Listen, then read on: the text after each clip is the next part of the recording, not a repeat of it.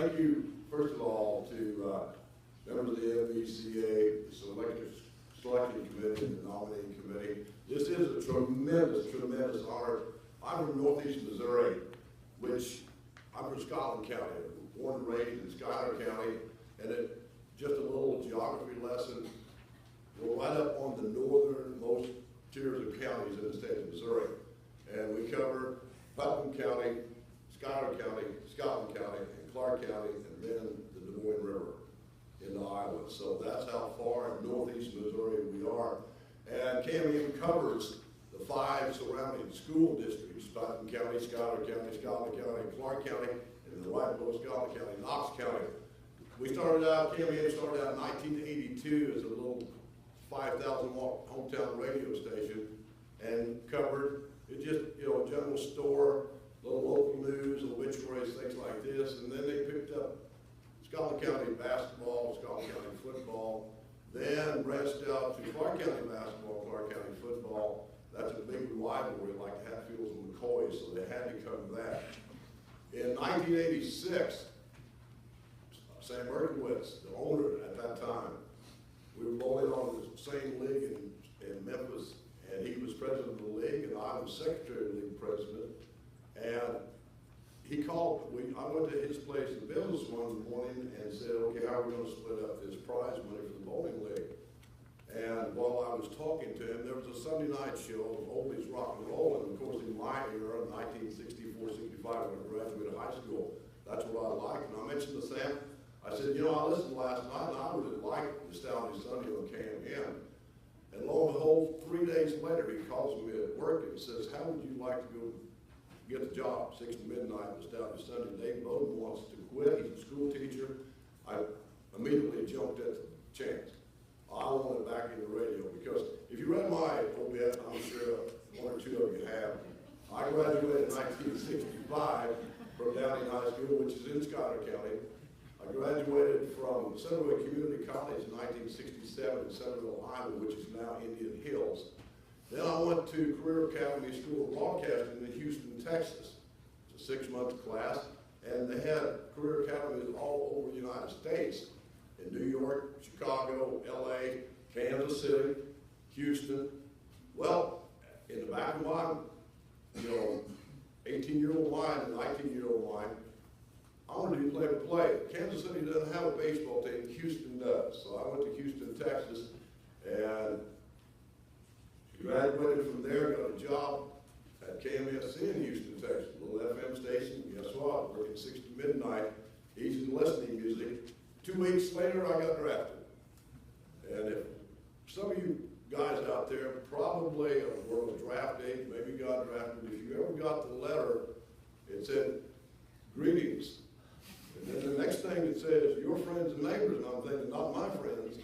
None of my friends called me to give me this greeting. But anyway, I spent 2 years in the United States Army, armed with a 3rd-class radio telephone license. And after basic training, the Army, in all their infinite wisdom, put me in artillery. So I spent a year in Vietnam, got out of the service. At that time, I wanted to get back into radio. My family owned a lumber yard down in Lancaster, which is in Schuyler County. I also had a 1-year-old son. I was married, of course, and had a 1-year-old son. Maybe I should put it that way. And they like to eat. I like to eat. I had a ready-made job right there, so I started working down in lumber company.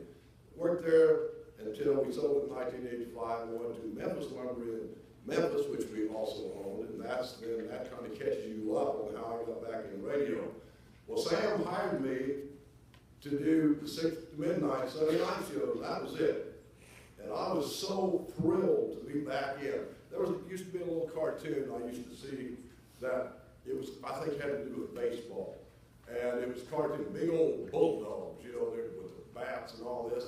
And the coach put them all in, and all there at the end of the bench was a little dog, just jumping up and down like this, said, put me in, coach, put me in. And that's kind of the way I was with KMEM. I did every county fair that came along. I did anything, took extra shifts just to stay on the radio. Well, to revert back, in 1986, Sam also was a football coach. and he was offered the job to coach football at Schuyler County High School. On the radio station, I think we should have my football games on the radio. So he asked me if I wanted to do play-by-play. That was my first experience on the radio. You know how that is.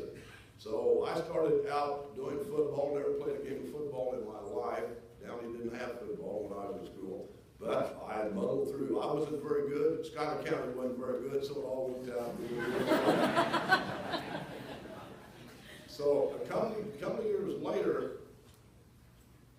like Mike said, Sam liked to do play-by-play. We had excellent play-by-play people at KMU. We were at the Putnam County tournament, and Putnam County, we were at an 18 conference, and 6 of these schools played in the Putnam County tournament. So that means we broadcast 4 games a night for 6 nights.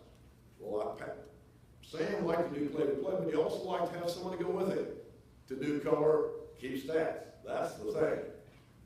He did a ball game one night, a boys game, and of course, the girls coming up. Sam gets up and says, "You got the next one," and walked off. And he didn't come back in 8 minutes. He didn't come back till that game was over. Well, I muddled through that one, like you said, it's the longest 32 minutes of my life, but I found out, I thought I had a knack for it, and that's what kind of started the whole thing. So we're all kind of in the same boat, us in the broadcasting business. I learned a lot since Sean called me and told me I was going to be inducted. And what Sean was trying not to say, he told me on the phone, he says, "Donnie, you've been selected for the Hall of Fame." I started to ask him a question, and all of a sudden it hit me what he had said, and I immediately teared up. You know, men don't cry, their eyes sweat. But I teared up, I really did. I said, "Sean, just a minute, can't talk to you right now." So he patiently waited, and so that's how we got through that. But since the word got out in northeast Missouri that I was going to be inducted, I've had 2 or 3 newspapers interview me. And they ask different questions, but the same question that keeps coming up: what is your most memorable moment? 2,400 basketball games, give me a break. You know, in 2,400 games plus, you know, I've had buzzer beaters, I've had blowouts. I've even had one game one night at a tournament, first place boys game, 1-point ball game, and I won't mention the school, but they inbounded the ball, inbounded to this kid under the basket, he shot, made it, wrong goal. You know, I've even had that go on. I have 2 moments that really stand out, and it started with basketball, but it's totally unrelated. And both of them happened about a month apart. I was at the North Shelby tournament, and they, at that time, played the 7th place girls and boys game. So we had a whole afternoon and evening of tournament basketball. I was there for the first ball game. At North Shelby, you climb a ladder, you set up a little above the floor and look down.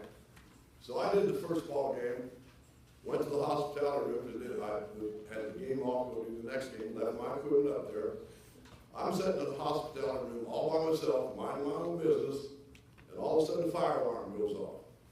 Well, I don't get too concerned because you're in college more than you are high schools, but high schools on timing things, they had bells and whistles going off all the time. So I sat there, pretty soon a guy walked in and he said, "You know, they want everybody leaving because the school's on fire."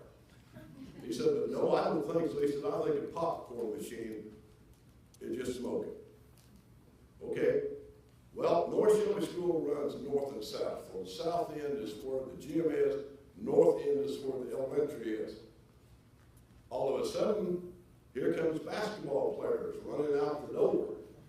So we all had to leave, and sure enough, the Middleton Middle School was on fire.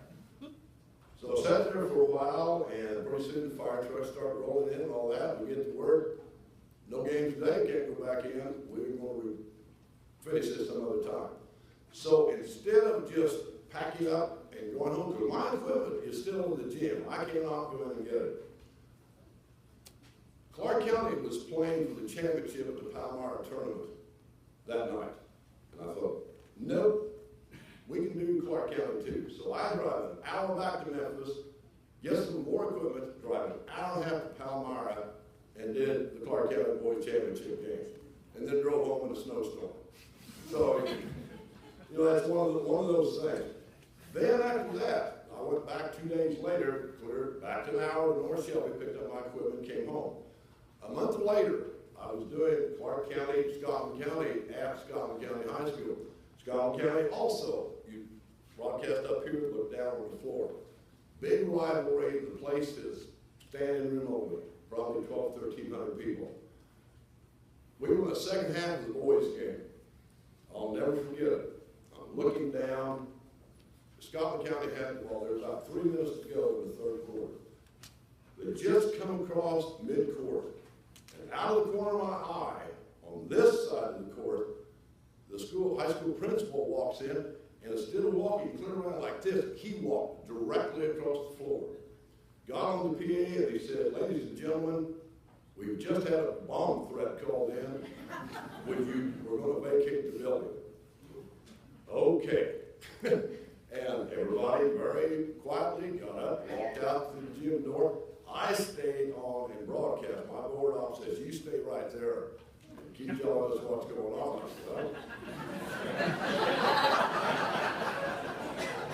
Okay, you know. If the bomb goes off, I live 6 blocks away, it's probably going to get me anyway. So again, had to leave the equipment. Finally, some guy comes and Donnie, you got to get out of here. Okay, so I left my equipment again. So that's the 2 things that really stand out in my mind, the most memorable moments that I've had. Also, during some of these questions or articles I read about me in the newspaper, and the word that has really stood out to me is during his career. Little did I know, I've never thought about 31 years as a career, because I love what I do. It's like he said, I go from season to season to season. You know, after we started the fall with softball, football, basketball, then we go into baseball, all of a sudden I'm playing golf, the summer's over, we started all over again. I really didn't realize I'd done this for 31 years. And I didn't realize it was a career, so evidently it is. Another thing I learned, there's been many times that you must remember when I started, they didn't have a continuous clock. So if it was a 100-2 ball game, you went ahead and played it all out. The clock, they called foul, stop clock, or clock stop, everything. And I'm wondering, okay, is anybody even listening to this? You know, I'm trying to make it blow out as exciting as you can. You do the best you can.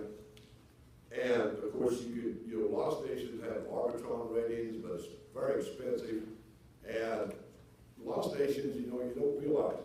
I learned, and this is the honest to goodness fact, if you want to know whether people are listening or not, call some kid's name wrong. Am I right? And with technology today, 10 seconds and you know whether somebody's listening or not. I've had people tap me on the shoulder during the broadcast and say, so-and-so just texted me and my kid's name is Jonathan, not Johnny. Okay, sorry about that. You know, things like this. But it's fun. It really is. But again, I would like to thank you. Congratulations to all you inductees too. You're very deserving. I have so much respect for high school basketball coaches because I've seen what you do. When I graduated high school, I wanted to be a basketball coach. I really did. That That was a burning desire. Even though I had people ask me if I ever thought about going into radio. No, I hadn't. I'm here now. But congratulations. I also want to say thank you to Sam Berkowitz for hiring me back in 1986. We had terrific play-by-play people at KMM at that time. Dave Bowden, the late state representative Jim Steers, at that time he was news and sports director, and Rick Fisher. And they all had to put up with all of my bounce around, like I told you, put me in, coach put me in. I also like to think I've gone through 2 owners at Sam Berkowitz, and you always get a little nervous when somebody buys the radio station because they all want to change the format or they have an idea. Well, I want to thank Boyer Broadcasting and current owners Mark and Karen McVeigh and Mark and Lisa Denny for continuing and expanding our local sports coverage on KMN. We do over 100 high school basketball games a year, plus 45 football games a year, plus 40 at least softball and baseball games a year on KMN. Plus we carry St. Louis Cardinals and the Mizzou Tigers. To all the coaches, administrators, student athletes, and fans that I've come in contact with the last 30 years, you coaches, again, thank you for putting up with us media types.